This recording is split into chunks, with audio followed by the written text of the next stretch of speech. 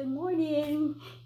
Hello, my beautiful people, my beautiful souls out there. This is Dr. Destiny, your health and nutrition and your health practitioner, your motivator, your encourager, your inspire you to become your most healthiest and your most whole and wholesome self.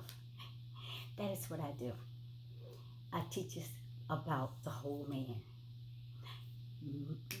I teach my clients about not just eating the proper and the right meals, but it's a good thing too that they know how to take care of their bodies from the inside to the outside.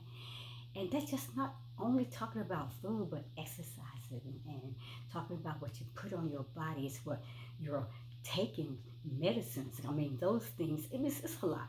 But I'm not here to talk about that. Welcome to my YouTube channel. This is Dr. Destiny, my YouTube channel, DestinyForever Walks, and I'm here with a video because I have been on this journey talking about the whole man for a very, very long time. And it's just, I think it's a huge part of my journey that the Creator, Universe, God, who has me on this path to teaching about the whole man. And it's such an super amazing topic to really dive deep into, because as Paul, I'm talking the Bible, as Paul talks about in the New Testament, I think it's 1 Thessalonians chapter 5 verse 23, he talks about the mind, the spirit, and the body. And sometimes you interchange the spirit with the soul. So the mind, the soul, and the body, that makes up the whole man. That makes us the complete man. And that's why I teach us a lot of time that, because he has placed in my spirit, how can we be healthy and healed until we bring all three of those aspects, the mind, the body, and the soul, all together as that one person, the whole man. Anyway, I'm going to start this journey again, talking about the whole man, but I'm going to talk about Christ consciousness. Jesus. I have the Bible, and I'm going to elaborate on what Jesus speaks in the New Testament. I'm going to take that. I think it's going to be John chapter 5. But he always talks about health in a way that we may not quite understand it, but he always asks the question, do you want to be healed? Do you want to be made whole? And that's a question we need to sometimes just stop and say, I'm tired of feeling sick. I'm tired of feeling fatigued. I'm tired of feeling low energy. But I keep continue doing the same things and getting the same negative results, and I feel worse each time. I'm eating wrong. I'm not exercising. I am not renewing my mind to speak the positivity that what he has placed in us to do. Let me get off this topic because this is going to be long. I'm going to grab some notes because today is a preaching platform. I'm going to preach this message today.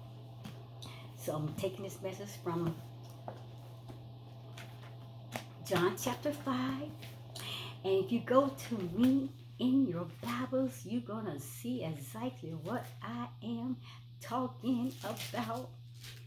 And I'm going to I'm just going to elaborate on a few scriptures that Jesus spoke to the man that was at the pool of Bethesda. The pool of Bethesda. So here I am. I welcome everyone in. I just hope that you are having a super amazing day so far. I hope your Sunday is full of everything that you can possibly imagine that you so desire to be. Welcome again in. The topic today and I'm going to be talking on is, do you want to be healed? Do you want to be healed? Like I said, if you get your Bibles and go to John chapter 5, you can follow along with me, because I'm just going to speak on a few scriptures that Jesus was speaking on. John chapter 5. So the topic is, do you want to be healed? Take up your bed and walk. That is a command. Take up your bed and walk. Sometimes somebody just got to come at you like that. They don't try to do helping you. They don't pray for you. They have stood in your corner. They have been pushing you. They've been speaking positivity. But what are you doing? Do you want to be made whole? Do you want to be healed? So this story takes place at the sheep gate. And that was a pool called Bethesda,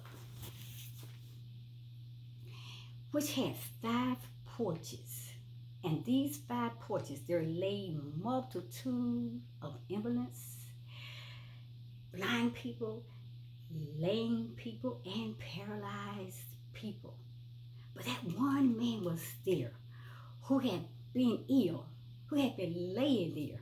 I'm sure someone would bring him every day to the pool of Bethesda and lay him out there on his cot or bed, whatever that he was on. But he had laid there ill for 38 years. And you can find that in John chapter 5, verse 15. But listen, I call him Christ conscious because Jesus is a Christ conscious, a higher power. But when Jesus saw him, and he knew he had been lying there for a long time, he said unto him, do you want to be healed? And that's John chapter 5, verse 6. Do you want to be healed? Now, what a strange question to ask a man who has been sick for 38 years. But we know, we have studied the Bible, we have followed the ministry of Jesus, but you know that he never asked a foolish question. But obviously, people, listen, it was important for this man to answer, at least for himself. And we have to start learning to answering questions for ourselves. We don't need the third-party factors. We don't need nobody talking up for us. That question has been asked directly to you today. Do you want to be healed? And that man was asked that question by Jesus.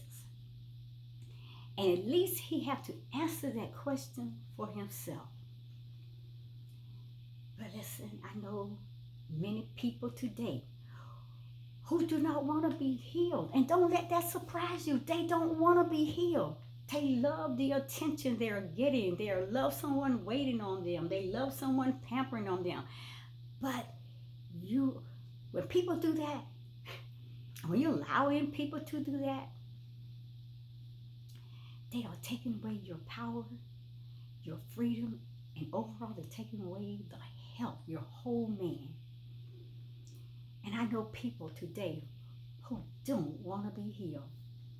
They do not want to receive the divine help in their situations or in their problems. They just don't want it.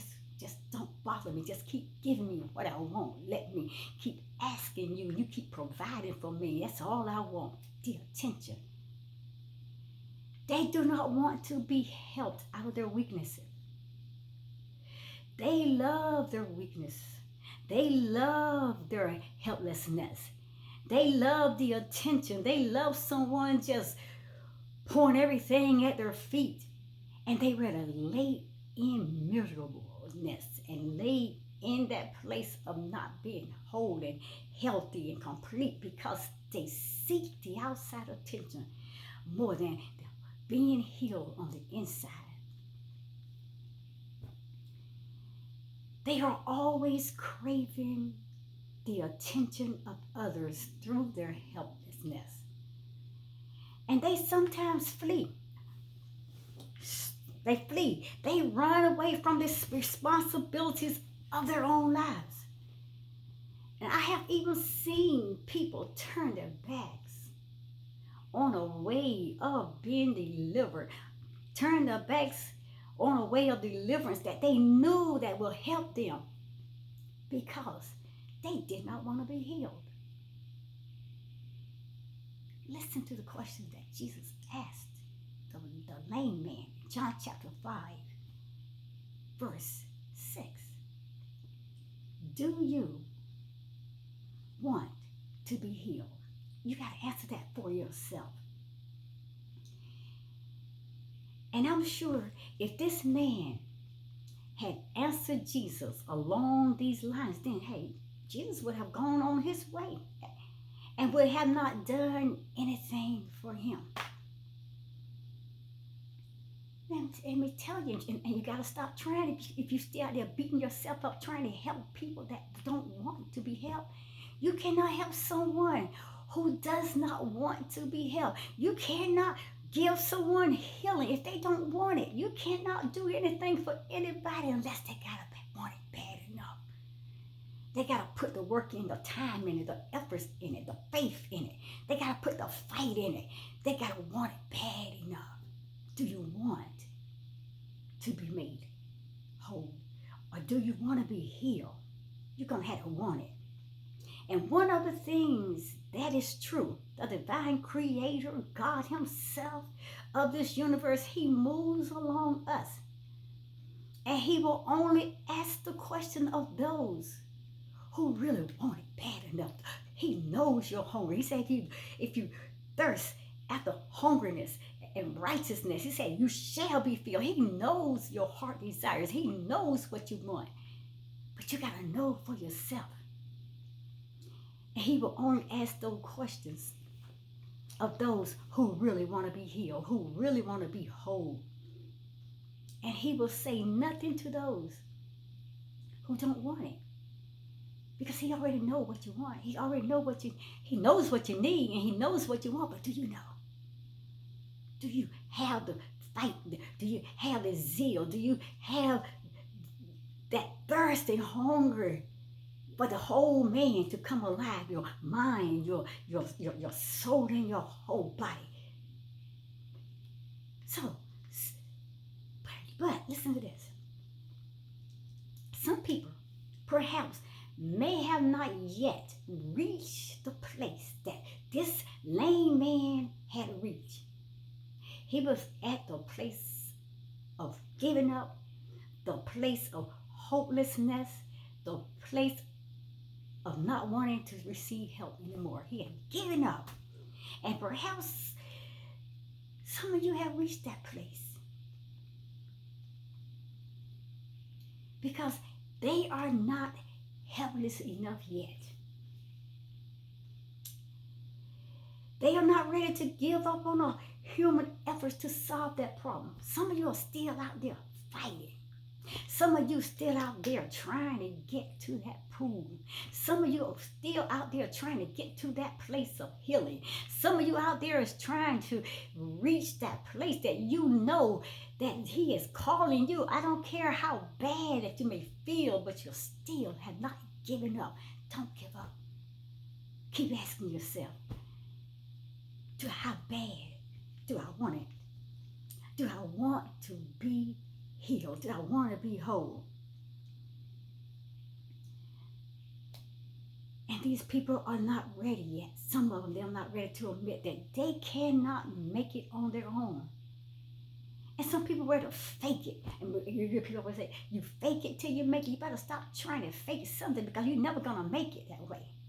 You better put your whole self in it, your whole mind, body, and your soul into it. And you're going to have to cry out to the creator of this universe. God, help me. I can't do it on my own.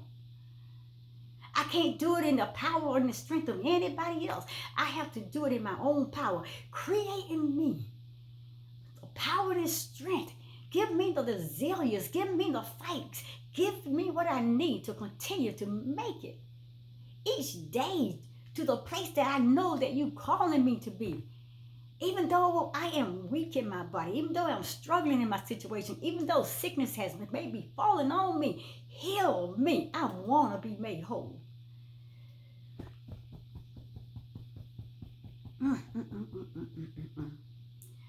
But some, they are not ready to admit that they cannot make it on their own. They got too much pride. But they still are determined, though, to do things their own way. And they keep telling me that you keep doing the same thing over and over and over again, these negative, stupid things, and you still creating the same stupid, negative things, and you're not making any results out of it, then that's called stupid.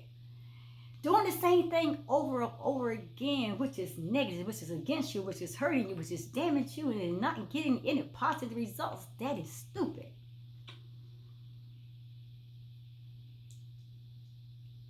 Jesus can't do nothing to help you until you yield yourself totally to him and cry out and say, I want it. I want it bad enough.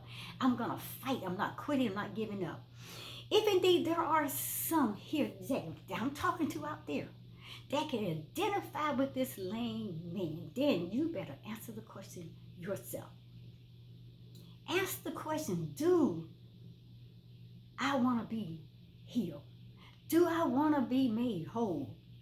And you have to be the one to answer that question yourself. You got to tell people, shut up, you can't talk for me. Mama, I don't need you talking for me. Daddy, I don't need you talking for me. Children, I don't need you talking for me. Boss, don't talk for me. Nobody talk for me. Pastor, don't talk for me. My saints out there, don't talk for me. I need to answer the question myself. I need to evaluate that in my mind so I can line up my thoughts in my mind with the word, what the Creator said. I want to heal you. And I got to agree with that. I got to answer that. Yes, I want to be made whole.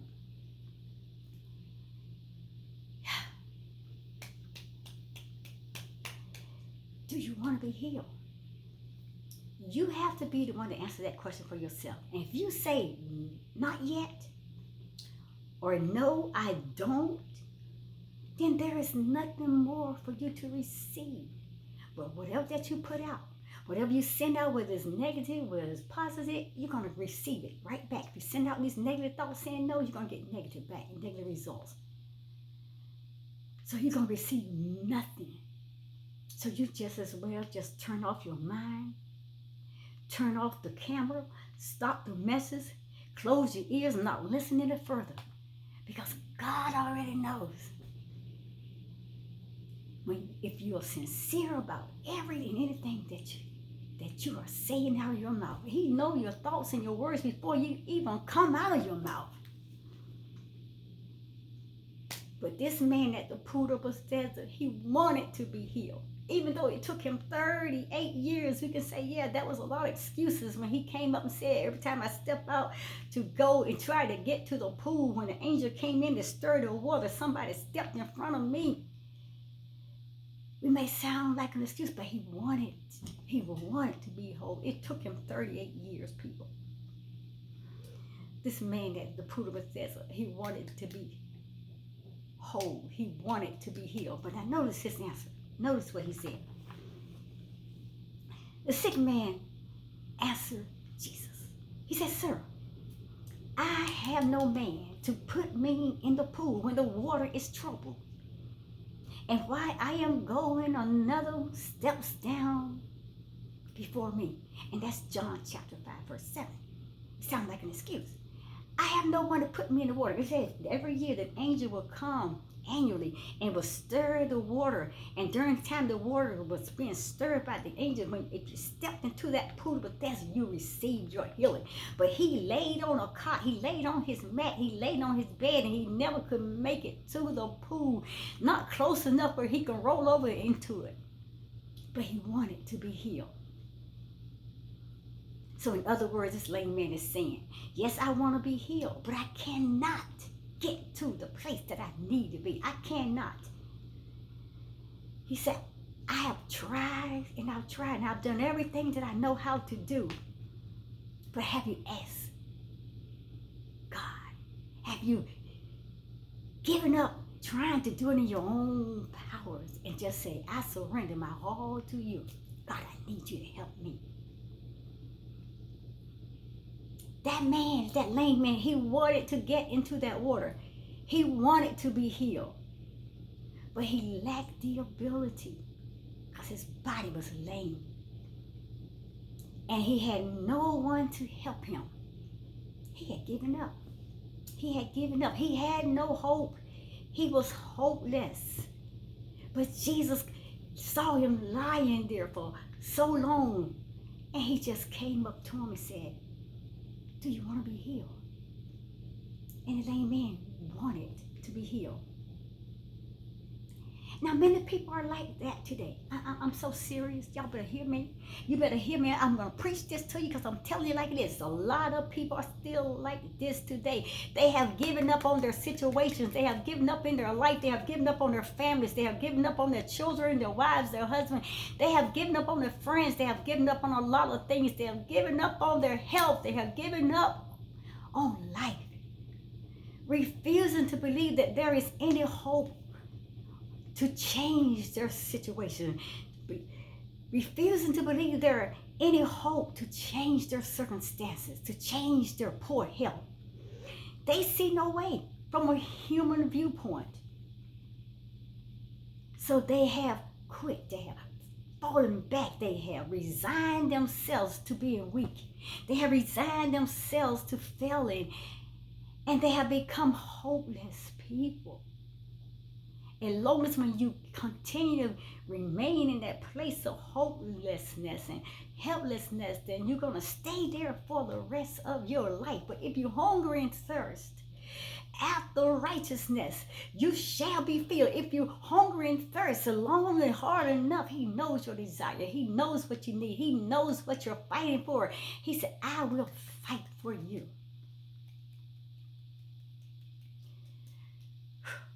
And I know that there are some like that, that's among us right now. And there always will be. I do not know what your problem is. I really don't. I'm not out here trying to get all up in your business. But that's a personal question you're going to have to ask yourself. I keep telling you, you're going to have to ask, do you want to be made whole? Do you want to be made healed? I don't know your situation. I don't know what your problem is. But I pray that the peace of God, which surpasses all understanding, it will keep your mind and your heart and your whole man in this place. It will keep your mind steadfast and immovable. It will keep you always fighting for the next good round, because you know the greater is he that is in you than he that's in the world. You have the power within you. Your mindset needs to change. You got to cry out, Lord, it's me that stands in the need of prayer. I want to be whole. I want to be healthy. I want to be healed. I want to be complete. Save me. So I don't know what your problem is. Maybe you have tried to stop drinking. I don't know if that's your problem.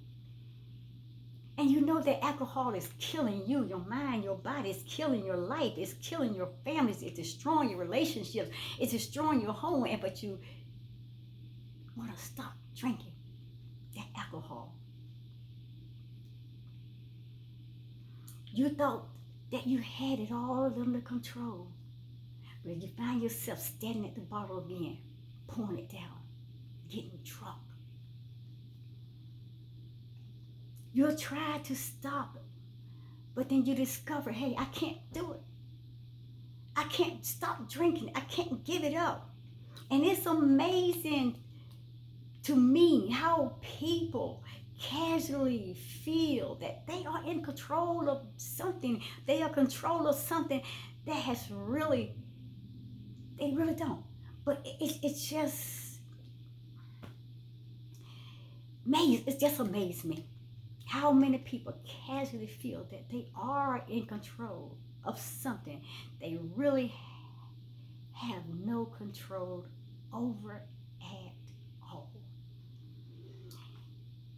You have heard of the person who said this. It's easy to stop smoking. You know, I can stop smoking anytime I want. It's easy to put down the bottle. I don't have to drink. I can put it down anytime I want. I have done it already 100 times. I can stop when I want. I can stop smoking. I can stop drinking. I can stop all these things anytime I want. You've heard them say it 100 times. But that is a revelation right there. Because what it's revealing to you that you can't really stop. Because if you had to do it 100 times, that means you got an addiction.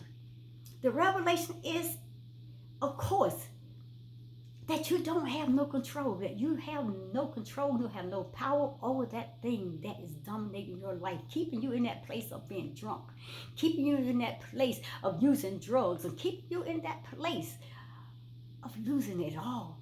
You have no control if you had to do it 100 times or more, over and over and over again. But you know, many of us have tried to stop taking drugs. but then they discovered that I'm hooked. It was a habit that you began by an innocent experimentation. But now that drug thing, it has you. It has a hold on you. Although you want to stop, it just won't let you go. And you don't have the mindset and the power within you to say, help me, God. Change me from the inside to the outside. Change me, create in me a clean heart, renew your right spirit to me. Change me. You don't have that power because that thing now has gotten a hold on you because you have entertained it too long. And you want to stop. And you can't. And maybe you have given up wrestling with that inner problem of lust. Every time you can't even open your eyes and see someone that is just, your whole body burns, you just a lust. You can't get over and get past the lust. And you're wrestling with the inner problem of lust or entertaining pornography. You got all kinds of situations and you saying, I can get past this, I've done it. But you, each time those things show up on you or step in your presence, it got you again. You don't have control. Perhaps you do not see any hope in your marriage. You fight all the time. You hurt each other. You damage each other with all kinds of bad words. You fighting each other, physically fighting each other. You're screaming at the top of your lungs and you're not in a place of agreement. You see that now your marriage is hopeless. You don't see any hope. You have tried to correct things. You have tried to change some things, but it seemed like it gotten worse. You have asked for help, but it just seemed like nobody seems to care. Because when they were trying to help you, you didn't listen. When they were trying to help you save yourself and him, save your home, save your marriage, save your family, save your lives, you didn't listen. You told them, get out your business, and now they going about their business. Now you're crying, I need you to help me. But hey, the work, you have to put it in. We can pray for you. We can sit and we can talk to you. But you're going to have to want it. How bad do you want it? Do you want to be made healed? Do you want to be made whole? Many people have given up hope on their marriages. Many people are right where this man was, with a sense of helplessness and a sense of hopelessness of making any change in their lives. People, I'm asking, Dr. Destiny is asking, do you want to be healed? Do you want to be healed? Now this brings us to the most critical moment of this story. What did Jesus say to a man who had lost all hope? A man who had given up on himself. What did he say? Did he say, oh, come on, I'll help you get into the pool the next time that the water is troubled? No, he did not say that. He did not offer that kind of help. He could have, but he did not. Did he say, hey, hang on, or just keep on coming here? Perhaps someday you will make it. You will make it in time enough to reach that pool. Someday it will work out for you. Did he say that? Someday you'll be right at the edge of that pool. When that water is troubled, all you gotta do is just fall yourself over into it. Did he say that? No. He did not say that either. He did not say any of those things. Did he say, let me at least make you comfortable while you lay here? Let me get you a new mattress to lay on and put some flowers around it and bring you 2 meals a day. Did he say that? No, he did not say that either. These are only suggestions that men uses, women and men use. This is how we think. This is how we think. That's not the way Jesus think. There are things we say to people. These are things that we say to people without negative self, without negative thoughts. We are always constantly disabling people. We are taking away the power from them, but because we are trying to make them comfortable in their miserableness. We're trying to make them comfortable in their poor situation, in their pain, in their sicknesses. We're trying to make them comfortable by trying to find things to ease the pain for them.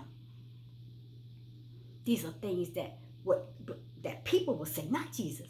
But Jesus does not say any of these things to people. For he wants to hear from you. He wants to hear from me and you, everyone. He wants to hear from us.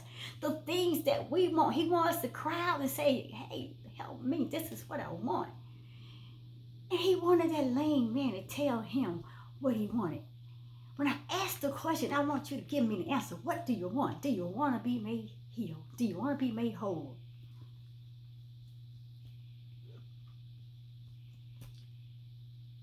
What does Jesus say then? What does Jesus say? Notice carefully his method. I'm going to give you some things. I'm about to get off here. This is going to be long. It's a lot. But I'm going to give you 3 methods.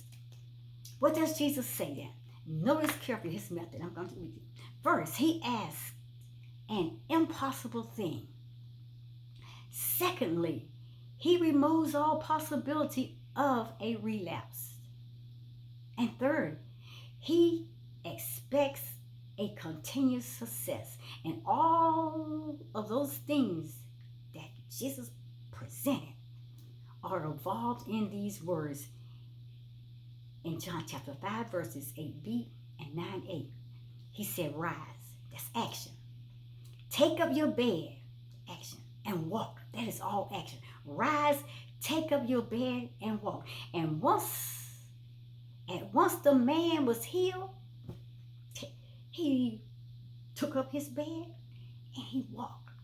Because he had faith enough to believe in the words and he put it into action. Faith without works is dead. You got to have action behind it. And the man, he rose up, he took up his bed, and his faith connected with the words that the Creator Jesus was saying, and he walked. He was healed. Take up your bed and walk. Notice the first thing Jesus says to do is what the man could not do. What he had tried doing for 38 years, he just couldn't do it.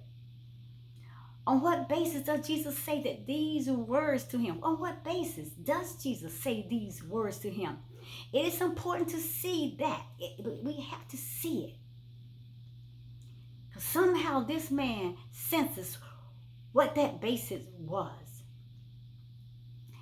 Perhaps he was thinking in his mind, if this man, I'm paraphrasing what this man probably thought. He probably said, well, if this man tells me to rise, and I cannot rise, then it must mean that he intends to do something to make it possible for me to get up.